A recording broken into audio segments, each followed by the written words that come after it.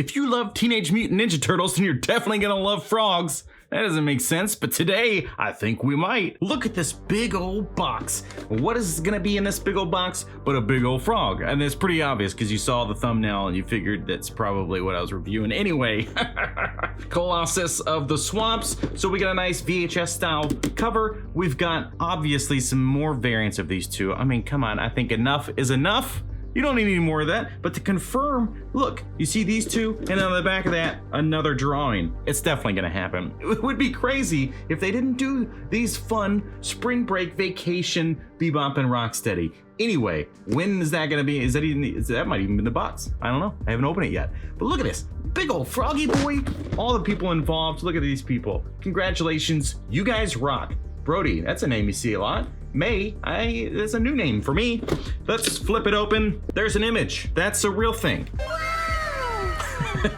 So there you go. You get a nice shot of the figure in action, but you get that classic plastic window, which is really, really fun on channels because of all the glare. So let's just open it up and stop looking at it in the box and talking about the box. We're not here for the box. Sorry to the inbox collectors, okay? I know that's all you guys care about. They don't even need to have figures inside because you're collecting boxes, and it's so strange to me. It's so weird. Inbox collectors, I'll never understand it. I just want the box. Weird. And then, of course, with packages, we don't need them. Inside, you get a sleeve that doesn't match the theme of this. I thought for sure it'd be like a beachy, sandy background, but it's just a picture of their street diorama. That's boring. On to the good stuff, though. That boy, look at him. Do I need to adjust the camera? Do I need to adjust the camera? A little bit brighter. This is one of the biggest figures they've made, hands down, without a doubt. Probably the big Chrome Dome dude. What's his name? Chrome Dome? I think that's his name, isn't it?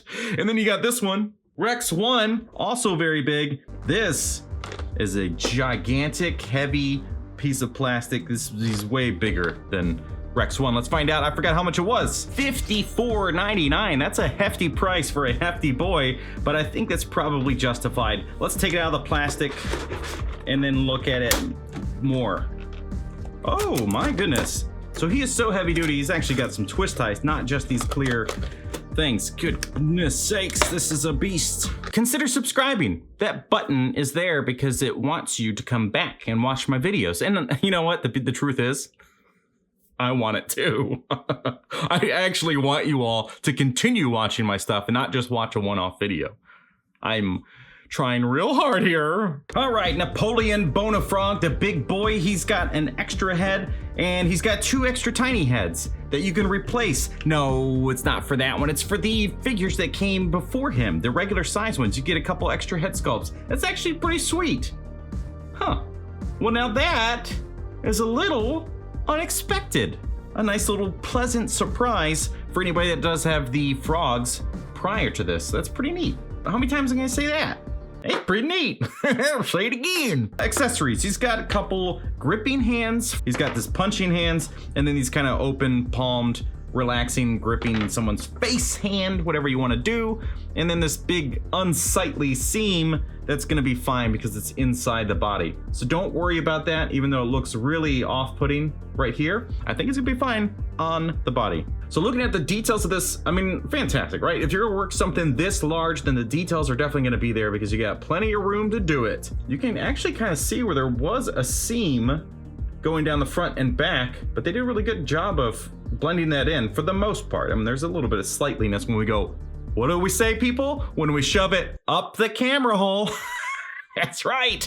Then you can really see details that normally you wouldn't with your naked eye or care about as much. You need some good eye cream there to help with that, the darkness, the dark circles. He needs maybe a coffee or something to wake up. And as you can see, 2-tone colors, classic with NECA, and then this sweet gun, which is not some liquid in there, which would have been incredible if somehow they got some liquid to just kind of slush around in there, but it's only a half thing. So that's the only thing out of all of this so far that I have a problem with, is that it doesn't have a top on it. So it looks a little strange. Anyway, The gun is nice otherwise. It's very detailed as usual. The good sculpt, it's pretty simple on the sculpt ultimately, but the details are there in the paint and the black outlines. As always, I love it. Now let's get into the big old beefy boy himself. He's got some mouth articulation. Look at that. There's not a lot of range. What? Oh my God. All right, so maybe a little easier with the head off. We'll just go with it. So there is some slight articulation. You can see the tongue is there. And you get some movement. There's really not a lot of range, which is kind of interesting. It's like you'd go through the effort of allowing some articulation, but then not having a whole lot of it. Was it worth your effort? He's got a little bit of a messy eye on this side from the hand-painted work, but that's okay. It's a small misstep in a hand-painted thing. It's gonna happen, okay? Don't get so angry. That's why you open your windows and you look at them before you buy them. Oops, I didn't do that. Here's the body. Look at this. Without that head in the way, distracting us because of his beautiful froggy face. But this is all sculpted in as far as the necklace goes. You get a little tiny ball joint in there. That's actually a pretty standard size from what they normally put in stuff, which is interesting. So I think, if I am not mistaken, well, you can't get it to pop on, but you can put it in place. And that is now my new favorite way to do this. Look at that. Beautiful. Shirt can actually, I'm sure you could probably wiggle this thing off if you could pop an arm off or something, but the shirt is actually a totally separate piece. It's not attached to him, which is really nice. So the paintwork and all that stuff, all the details are still there. Excellent job as always, boys and girls of NECA. Good job. And all of the labor in China doing this by hand. I hope the working conditions are okay. And while I'm working on this review, listen, you know, I gotta say something Mad Hatter again, because of his last video, he went on about stuff and just like, you know what? It's like, dude, you're gonna just literally copy, like 50% of your video is my content. Here is an impression of you. Hey, my name is Jonathan from Nostalgia Unboxed. I'm all awkward. Quick edit. Quirky, quirky, quirky. Quick edit again. Whoosh out. Now here's a split screen on a wooden background. Wooden background. I said wood. I hate myself. Here are my hands. Production, production, production. I don't have this April. Okay, impression over. I hope that wasn't too bad for a first time. You just used my stuff and then pretended to do an impression. That's so stupid. Because just do something original, dude. That's just so lame. And like, what's with all of the dust down there on your diorama, man? Like, let's just clean that up or something. Here, I'll help you.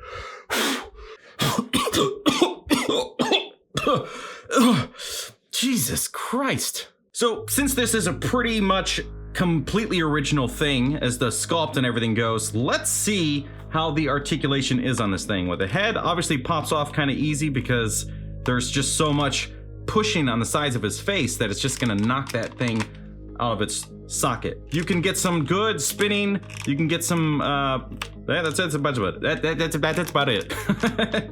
So a little bit of, oh my God. Let's try the other head. So you can get some movement in there. Just gotta like really kind of use it like it's in a bowl shape, because that's exactly what's going on down there.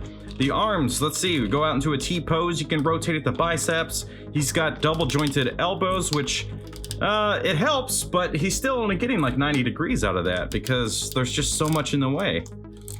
Big pieces of plastic. That's a little awkward looking, the elbow. It's like, wouldn't you just scale this up the same way you would do another figure? This is weird. It seems like an odd design on the double jointed setup.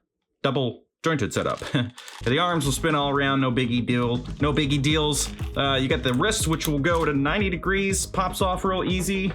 We'll just go with it. There you go. You got a swap out hand, easy enough. And then you got this gigantic torso section going on, which has plenty of articulation, which is really gonna help his large size.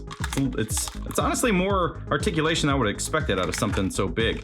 And then the waist, which will spin all the way around, and it's just kind of a flat thing. So there's no articulation otherwise than spinning, and then obviously this part. You got the legs, which will do their basic joint stuff, you know, those kind of ball joints. And then you got double jointed knees, which might help. So you can get some great range out of the legs, considering, again, his size, which is just gigantic. So nicely done on the leg. I do feel like the hip joints are gonna get pretty loose just because of the weight of the figure. It's not normally a case for a NECA item, but sometimes the big heavy ones like this, they do get loose from the weight of it. Had the same problem with the monster Raphael and Leonardo. They just were too heavy for their legs.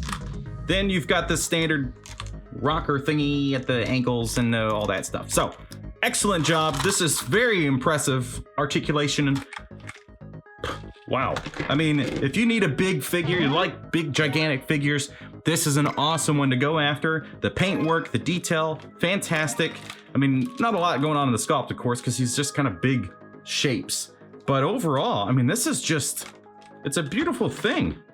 $55, I mean, this is like the same price as the Blob. And just on weight alone, this guy clearly weighs more than the Blob. And you're getting more stuff with NECA's item here. You get an extra head with both of them, you get extra hands with both of them, but he comes with the gun and the 2 extra heads for the other frogs, which I don't remember their names, doesn't matter. We're not here for them. They can go bye-bye. We're here for Napoleon. This is incredible. They need to add this version as a figure or character in Shredder's Revenge. Now that would be sweet, because they didn't do that, did they?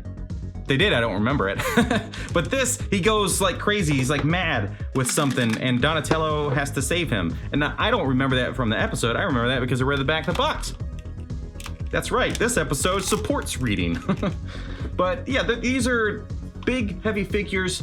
This is substantially more weight in it, and way more detail, way more paint. And would you compare him to Napoleon? No, I'm so stupid. When you compare him to Rex 1, that's who this is Napoleon. I'm such an idiot. Is also still much heavier than this guy. He's a few extra bucks. If I remember with my brain, this was $50 for Rex 1 and $55 for Napoleon. And I get it, this is more plastic, it's heavier, even the shipping goes up, so they gotta count for that. This is a nice pairing of large figures. Good God, he really makes Rex 1 look tiny. That's incredible. Excellent job. So as I continue to gush and say good things about this thing, let's just jump into the posing segment. And then when that whole segment's done, that's the end of the video. So I'm gonna say goodbye now.